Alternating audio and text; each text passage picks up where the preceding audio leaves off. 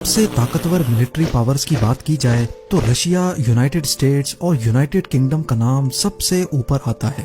یہ تینوں کنٹریز نہ صرف ملٹری میں سب سے اوپر ہیں بلکہ اکنامی اور ٹیکنالوجی میں بھی باقی پوری دنیا سے چند قدم آگے ہی رہتی ہیں۔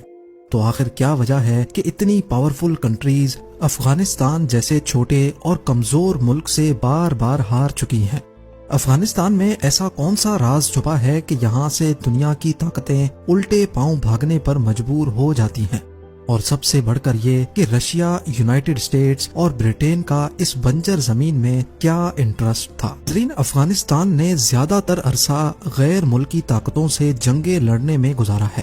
یہاں پر قبضہ جمانے کی ہسٹری کو دیکھا جائے تو 2500 سال پہلے 522 BC میں پرشینز نے اس جگہ پر حملہ کیا تھا، لیکن ان کا قبضہ 2 سالوں سے زیادہ نہ چل سکا۔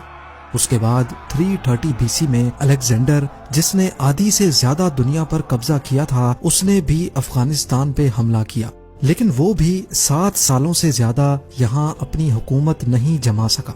منگول امپائر، سکھ امپائر اور مغل امپائر نے بھی اس جگہ پر الگ الگ وقتوں میں حملہ کیا، لیکن صرف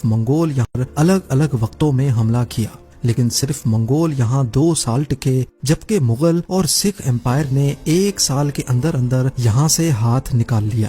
جب برٹش نے سب کانٹیننٹ پہ قبضہ کرنا شروع کیا تو آج کے میانمار سے لے کر بنگلہ دیش، انڈیا اور پاکستان تک سارا کا سارا ایریا برٹش آرمی کے کنٹرول میں تھا۔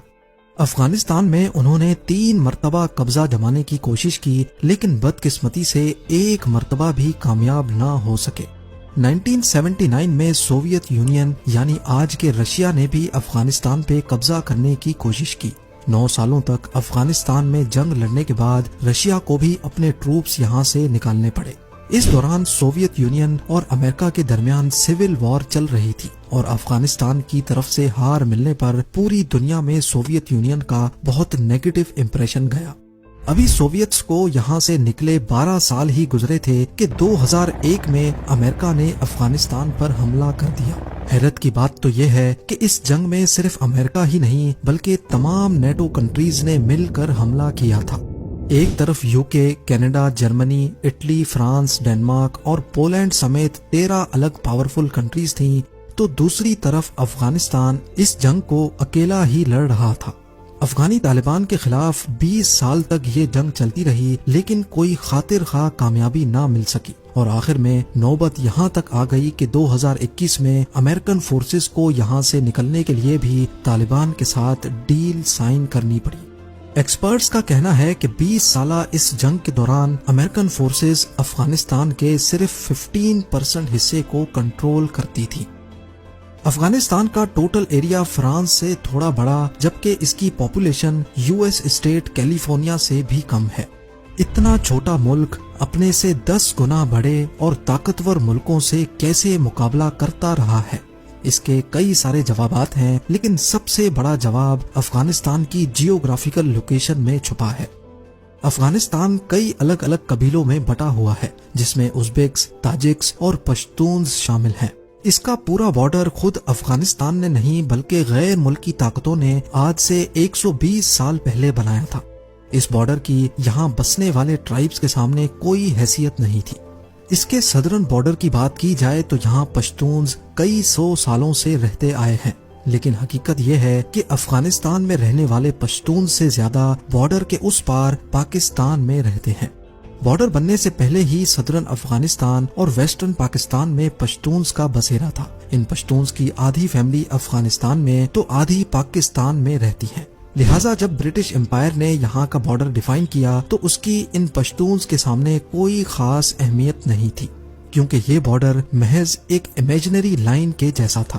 جیسے بارڈر ڈیفائن ہونے سے پہلے وہ لوگ ایک دوسرے سے ملنے جایا کرتے تھے، ویسے ہی بارڈر کے بعد بھی جایا کرتے تھے۔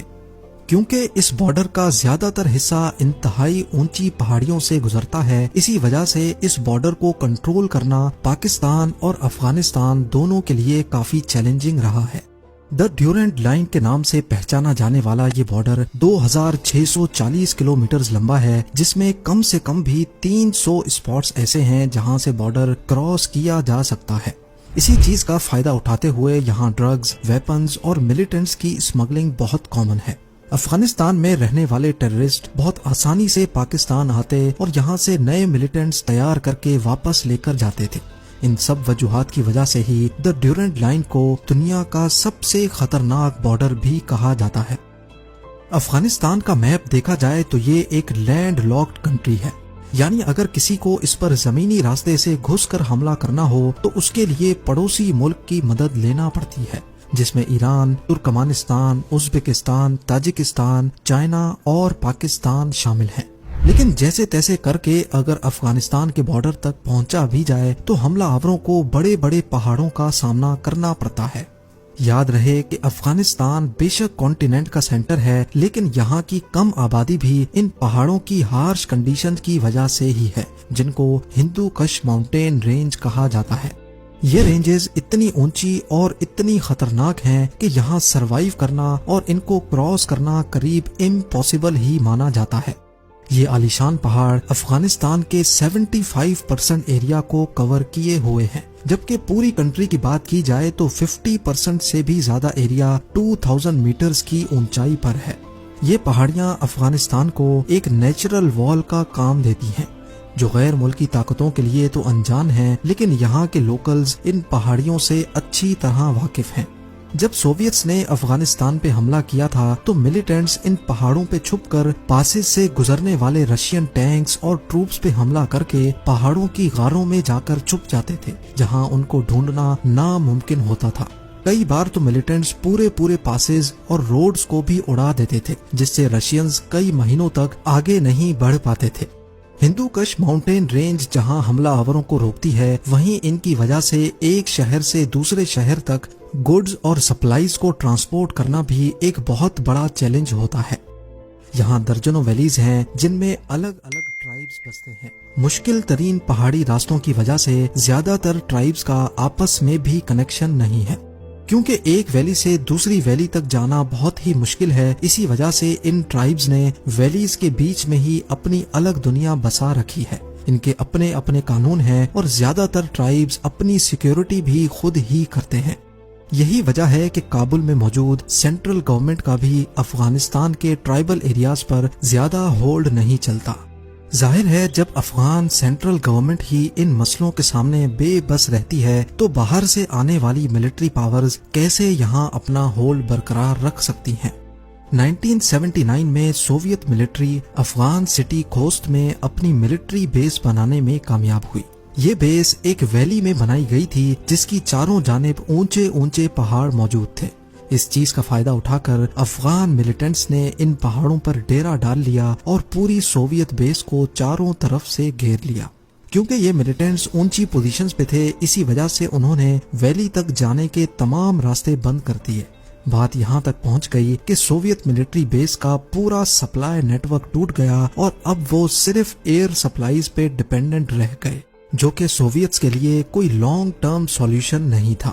افغانی ملیٹنٹس کی یہ اسٹریٹجی صرف سوویتس کو ہی ہرانے میں کامیاب نہیں تھی۔ 2001 میں جب امریکنز نے یہاں قبضہ کرنے کی کوشش کی تو تمام نیٹو کنٹریز کی ٹوٹل 1,30,000 فورس کو افغانستان میں بائے ایئر بھیجا گیا، لیکن اتنی زیادہ فورس کے لیے ریگولر سپلائیز، ایمونیشنز، ٹینکس اور ٹرکس کو پاکستان کے خیبر پاس کے ذریعے بھیجا جاتا تھا۔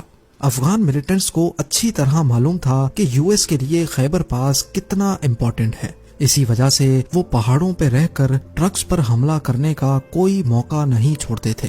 حتیٰ کہ 2009 میں انہوں نے خیبر پاس کے ایک بہت نازک حصے کو ہی تباہ کر دیا تھا۔ جب ان کو امریکن فورسز کی طرف سے جوابی حملے کا سامنا کرنا پڑتا تو وہ بڑی آسانی سے بارڈر کراس کر کے پاکستان آتے اور نیٹو کنٹینرز کو خیبر پاس انٹر ہونے سے پہلے ہی جلا دیتے تھے۔ نیٹو فورسز نے افغانستان میں ٹیررسٹ کو ختم کرنے کے لیے افغانستان گورنمنٹ کی مدد بھی لی اور وہاں کے کئی لوکلز کو بھی اس جنگ میں حصے دار بنایا۔ بے شک کئی مقامات پر ان کو کامیابی بھی ملی، لیکن پوری 20 سالہ جنگ کا اگر نچوڑ نکالا جائے تو یو ایس صرف 15% افغانستان کو ہولڈ کرتا تھا۔ ایک ایسٹیمیٹ کے مطابق یو ایس نے افغانستان ملٹری آپریشن میں ٹوٹل $2.3 ٹریلین بہا دیے، یعنی صرف ایک دن میں امریکہ اپنی فورسز پہ $300 ملین خرچ کرتا تھا. اتنی زیادہ